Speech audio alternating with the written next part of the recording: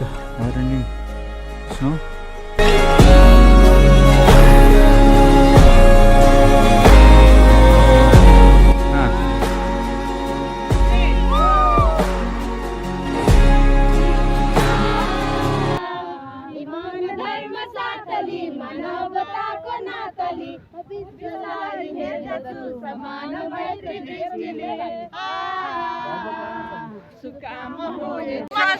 सदैव शुद्ध मन वचन र कर्म साथली राष्ट्र भक्त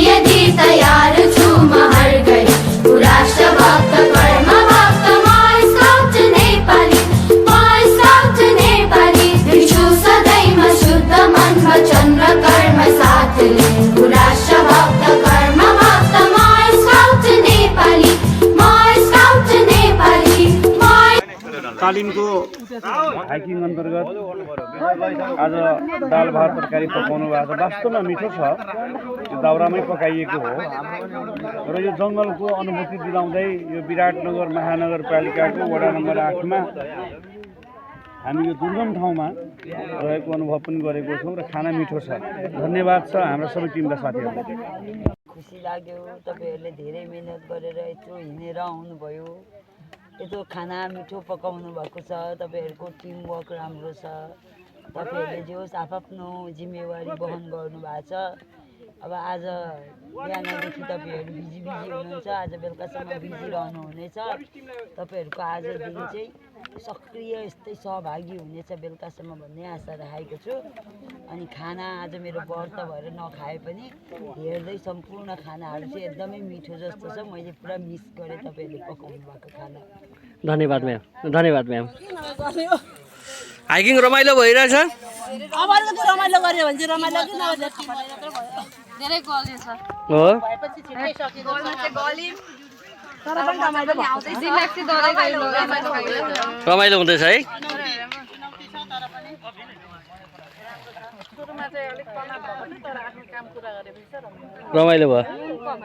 जुन तपाईहरुले आफैले खाना पकाएर मिठा मसिनो अलि काँचो अलि पाकेको जे भए पनि तपाईहरुको पकाएको चाहिँ हामीले पनि खाइरहेको छौँ। एकदम खुसी लागेर चाहिँ तपाईहरु यति पनि पकाउनेको योग्य हुनुहुन्छ भनेर तपाईँले चाहिँ एकदम मिठो पकाएर खुवाउनुभयो होइन सबै प्याटरहरू मिलेर एकदम खुसी लागेको छ र भोलिको दिनमा आशा छ तपाईँहरू चाहिँ यहाँबाट गएपछि पक्कै आफ्नो स्कुलमा चाहिँ स्काउटिङ सिकाउनु हुनेछ र स्काउटिङलाई अगाडि बढाउनु हुनेछ भन्ने कुरो चाहिँ आशा राख्दै म किन भन्नु चाहन्छु। अन्त यो 550 बिटिसी र 434 बिटिसीको 5औं दिन हाइकिङको दौरानमा हाम्रो सहभागीहरूले होइन यहाँ विभिन्न क्रियाकलापहरू गर्दै खाना बनाउने होइन यहीँ भएको सामानहरूको प्रयोग गरेर निचेवै तरिकाले स्काउटिङमा रमाउँदै नेचरसँग रमाउँदै यहाँका चराचुरुङ्गीका आवाजहरूसँग रमाउँदै यहाँका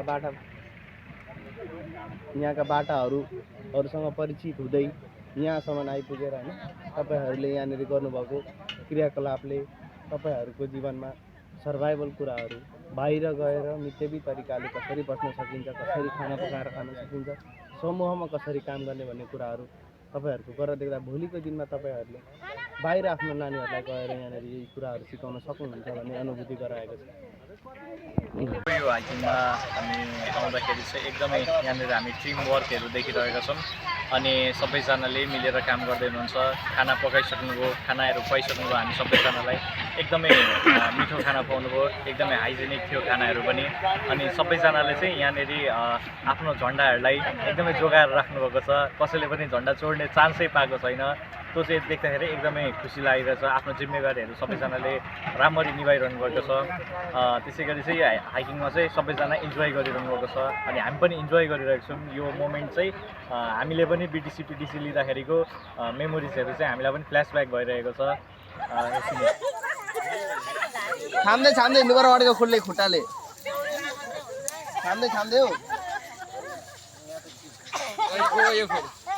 सङ्केत दिउँ लुकियो त पक्का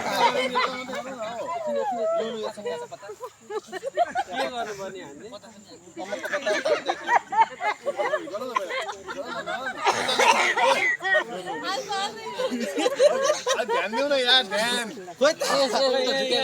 हात छोड्नु भएन तपाईँहरू, ध्यान दिउँ न भनेको खोइ त। सरी पत्ताको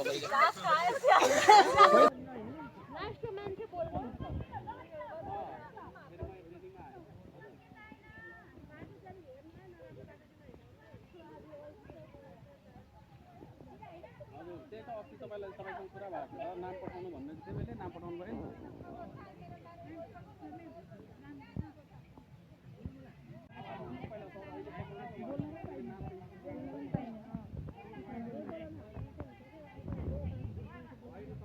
अगाडि जानु हो हामी सुरु अगाडि जाउँ ल। आउनु न सर, आउनु न तपाईँ आउनु न।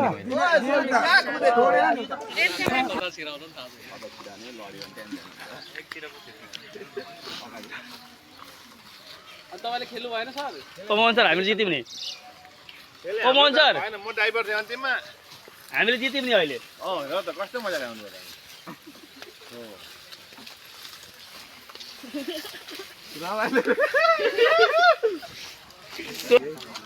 धेरै एग्रेसिभ नहो, केही छैन, हारिन्छ जितिन्छ।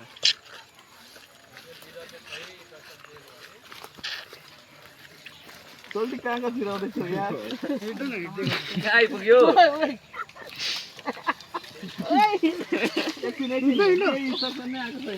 हिँड्नु सिधै बिस्तारै गरौँ न भाइ यार, बिस्तारै पनि हुन्छ छैन।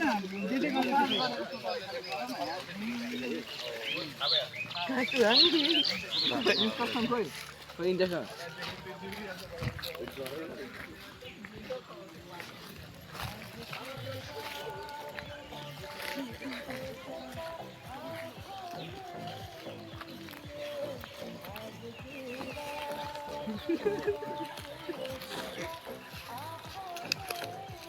जल्दी कहाँ जङ्गलमा घुसाउँदैछ यार, पात पतिङ्गर मुखमा आउँदैछ।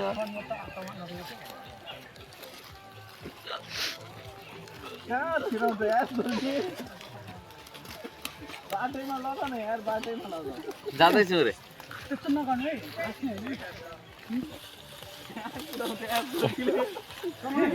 नहाँसु न।